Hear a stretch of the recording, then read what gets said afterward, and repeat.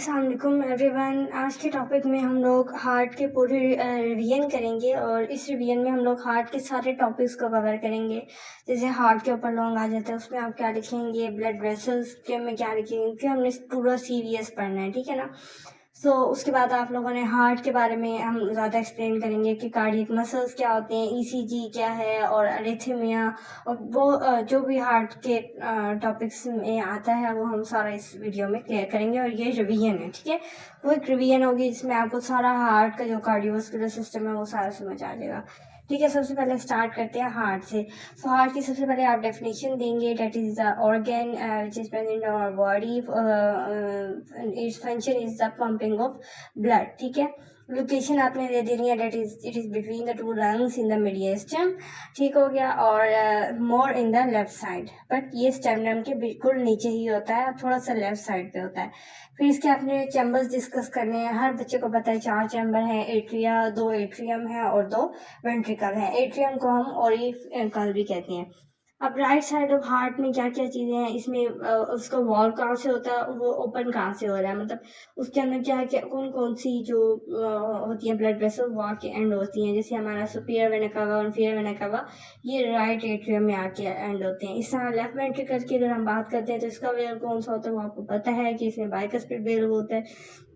Bicuspid wave को हम mitral wave भी कहते हैं। और यहाँ पर हमारे पास पल्मोनरी वेन्स आती हैं, ठीक है। पल्मोनरी वेन्स क्या लेके आती हैं, हमारा ऑक्सीजनेटेड ब्लड लेके आती हैं। सेप्टा हार्ट के कितने हैं, सेप्टा 2 होते हैं, इंट्रा आर्टेरियल सेप्टा और इंट्रा वेंट्रिकल सेप्टा। सेप्टा क्या होता है कि 2 इंट्रा आर्टेरियल सेप्टा का मतलब ये है कि 2 एट्रियम के दरमियान में जो एक सेप्टा होता है, जो एक मतलब जहाँ पर 2 एट्रियम कंबाइन हो रहे होते हैं, तो उस वाली जगह को हम सेप्टा कहते हैं। इसी तरह जहाँ 2 वेंट्रिकल्स कंबाइन हो रहे होंगे तो उस स्पेस को हम इंट्रा वेंट्रिकुलर सेप्टम कहेंगे। अब हार्ट की लेयर्स कितनी होती है, लेयर्स पे आ जाते हैं तो 3 लेयर्स होती हैं। आउटर पेरिकार्डियम होती है, इनर मायोकार्डियम और मिडल जो होती है वो मायोकार्डियम और इनर जो होती है वो होती है हमारे पास एंडोकार्डियम, ठीक हो गया। अब पेरिकार्डियम के भी आगे लेयर्स हैं, जो मतलब सबसे आउटर वाली लेयर है उसके आगे नेक्स्ट 2 लेयर्स हैं, आउटर पेरिटल पेरिकार्डियम और inner visceral pericardium. Outer pericardium का फंक्शन क्या है कि इसने प्रोटेक्ट करना है, ये एक सैक लाइक है, इसने ऑर्गन को प्रोटेक्ट करना है, ठीक है। जो हमेशा आपने याद रखना है, जो आउटर लेयर्स होंगी किसी भी ऑर्गन के बाहर की जो लेयर है उसका काम ही प्रोटेक्शन होगा, ठीक है। बाकी इनर जो लेयर्स हैं उनके डिफरेंट फंक्शंस हो सकते हैं, लेकिन हमेशा आउटर लेयर प्रोटेक्शन में ही इन्वॉल्व होगा। अब इसी पेरिकार्डियम की एक इनर लेयर है, इनर विसरल पेरिकार्डियम, और ये एपिथेलियम सेल्स की बनके बनी होती है। अब इन 2 लेयर्स के दरम्यान में हमारी एक स्पेस होती है जिसको हम पेरिकार्डियल स्पेस कहते हैं, ठीक है। और इस स्पेस का होना भी बहुत ज़रूरी है, क्योंकि अगर ये स्पेस नहीं होगी तो हार्ट, क्योंकि आपको पता है पंप कर रहा है, कॉन्ट्रैक्ट और रिलैक्स कर रहा है, तो इस रिडक्शन और कॉन्ट्रैक्शन के दरम्यान में फ्रिक्शन अगर प्रोड्यूस हो जाती है तो वो बहुत ज़्यादा हमारे हार्ट को डैमेज कर सकता है। सो इसलिए हम लोग ये स्पेस देते हैं, हम फ्लूइड देते हैं, ठीक है ना। वो फ्लूइड हमें इस फ्रिक्शन से बचाता है।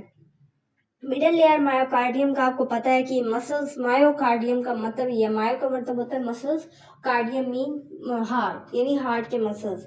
जो मिडल लेयर होती है वो तकरीबन हर ऑर्गन की आप अगर देखेंगे तो वो मसल्स की ही होती है। और inner endocardium single epithelium endothelium cells की मिलकर बनी हुई होगी। फिर हमने वेल्स की बात करनी कि हार्ट के वेल्स कितने हैं, 4 होते हैं। इन 4 वेल्स को हमने 2 डिवीजन किए, एक तो होते हैं आर्टेरियो वेंट्रिकुलर और एक होते हैं सेमिलुनर। आर्टेरियो वेंट्रिकुलर मतलब आर्ट्रियम और वेंट्रिकुलर के दरमियान में वो कौन से होते हैं, 2 वेल्व होते हैं, एक ट्राइकस्पिड एक बाइकस्पिड। बाइकस्पिड को मिट्रल वेव भी हम कहते हैं। फ्लैप्स आपने काउंट करने हैं, ट्राइकस्पिड क्यों कह रहे हैं, क्योंकि 3 फ्लैप्स हैं या कप्स हैं। इस तरह बाइकस्पिड क्यों कह रहे हैं, क्योंकि 2 फ्लैप्स हैं। अब ये अटैच किस तरह से होते हैं, एक्चुअली हमारे ये देखिए, ये मैंने रफ से डायग्राम बनाई है, ये हमारा हार्ट होता है, तो हार्ट की लेयर पे ये कैपिलरी मसल्स अटैच होते हैं। इन कैपिलरी मसल्स से हमारे कोऑर्डिनेट टेंडरे निकलते हैं और ये कोऑर्डिनेट टेंडरे इन फ्लैप्स जो होती हैं हार्ट के ऊपर, इनके साथ अटैच होते हैं, ठीक है। अब ये कैपिलरी मसल्स ही कॉन्ट्रैक्ट करती हैं, कोऑर्डिनेट टेंडरे को अपनी तरफ खींचती हैं और फिर ये वेव ओपन या क्लोज हो जाते हैं, ठीक है। अब उसके बाद सेमिलुनर वेव को इतने होते हैं, एओर्टिक वेव और पल्मोनरी वेव। एओर्टिक वेव मतलब जो एओर्टा के अंदर होता है और पल्मोनरी वेव जो पल्मोनरी आर्टरी के अंदर होता है, ठीक है। अब उसके बाद फंक्शन इस वेव का क्या है कि इसने एक ही डायरेक्शन में हार्ट से अवे जो है वो ब्लड को पंप करना है। मतलब जैसे एयोर्टिक वेव है तो ये एयोर्टा से बाहर तो ब्लड को जाने देगा, लेकिन एयोर्टा से वापसी वेंट्रिकुलर की तरफ नहीं आने देगा। वन डायरेक्शन में से ब्लड का फ्लो करवाता है। अब फिर हमने हेडिंग देनी है एक्शन ऑफ हार्ट, कि हार्ट के एक्शन क्या है। 4 एक्शन है, क्रोनोट्रोपिक, इनोट्रोपिक, डोमोट्रोपिक और बाथमोट्रोपिक। बिल्कुल सिंपल से हैं ये, बस नाम इनका डिफरेंट और थोड़ा सा कॉम्प्लेक्स रखा गया है, लेकिन बिल्कुल सिंपल चीज़ है।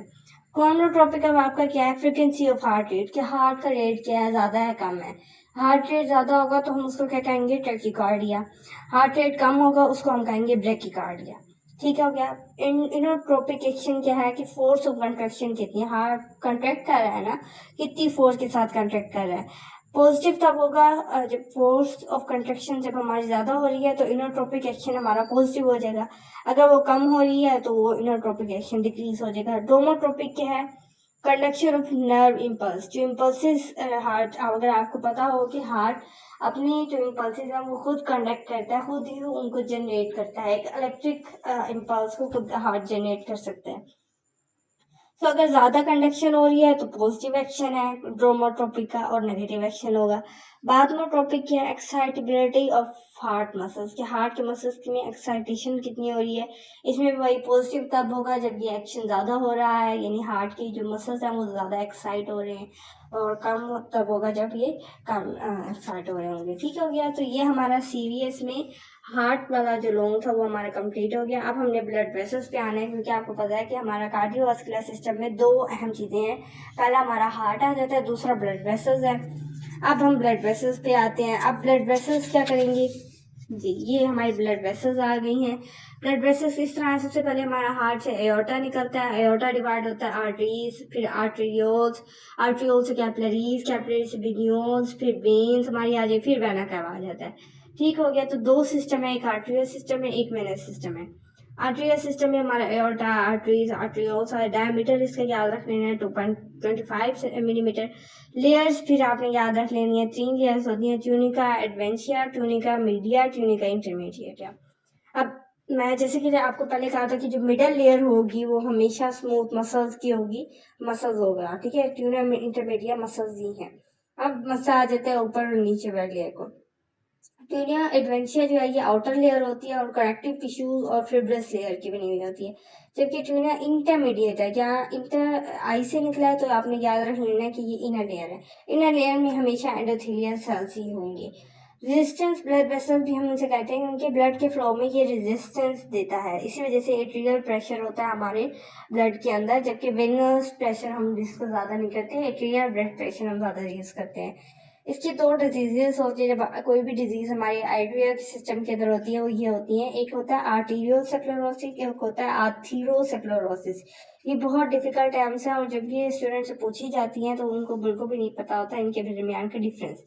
आर्टीरियोसेक्लोरोसिस जहाँ आपको आ जाएगा ना, आर्टीरियो, आर्टीरियो मतलब आर्टरीज के अंदर कोई खराबी आ गई। आर्टरीज के अंदर क्या होगा कि वो हार्डनिंग एंड थिकनिंग और लॉस होता है, यानी आपकी जो आर्टरीज है वो थिक हो गई है। एथीरोसेक्लेरोसिस का मतलब क्या है कि आर्टरीज नैरो हो गई हैं। सो ये आपस में बिल्कुल ऑपोजिट है, कि एक में हमारी आर्टरीज जो है वो थिक हो रही हैं, एक में नैरो हो रही हैं। अच्छा जी, वेन्स की अगर आप बात करते हैं तो बिल्कुल सेम लेयर्स हैं यहाँ पर, जैसे मैंने ट्यूनिका एडवेंशिया, मीडिया और इंटरमीडिया बनाए थे वहाँ पर वैसे की वैसे हैं, लेकिन एक फ़र्क है कि यहाँ की जो स्मूथ मसल्स और फाइबर ज़्यादा होते हैं, इलास्टिसिटी जो है वो कम होती है। इनको हम कैपेसिटेंस मसल्स भी कहते हैं। अच्छा जी, इसमें जो डिजीज है वो थ्रोम्बोसिस है, कि जब आपकी ब्लड वेन्स के अंदर कोई क्लॉट की फॉर्मेशन उसे हम थ्रोम्बोसिस कहते हैं। इम्बोलिज्म इसको कब कहेंगे, जब वो थ्रोम्बस ट्रेवल करना शुरू कर दे, और वो ट्रेवल करेगा अगर वो तो उसे हम इम्बोलिज्म कहेंगे। अगर वो ट्रेवल नहीं कर रहा, एक ही जगह पे है, तो उसे हम थ्रोम्बोलिज्म कहेंगे। ठीक हो गया। अब इसके बाद हमने कार्डियक मसल्स के ऊपर आ जाना है, मायोकार्डियम। ठीक है, जो हार्ट की मिडल लेयर है मसल्स की बनी हुई होती है। इसमें हमारे पास कौन कौन से सेल्स होंगे, कार्डियक मायोसीट्स होंगे, यानी कार्डियक मसल्स फाइबर्स होंगे। एक सेल है और एक फाइबर्स है। ठीक हो गया। किस तरह से होगा ये मैं आपको डायग्राम बना के दिखा देती हूँ। ये सारा मैंने जीपी से किया हुआ है, कवर आपके लिए।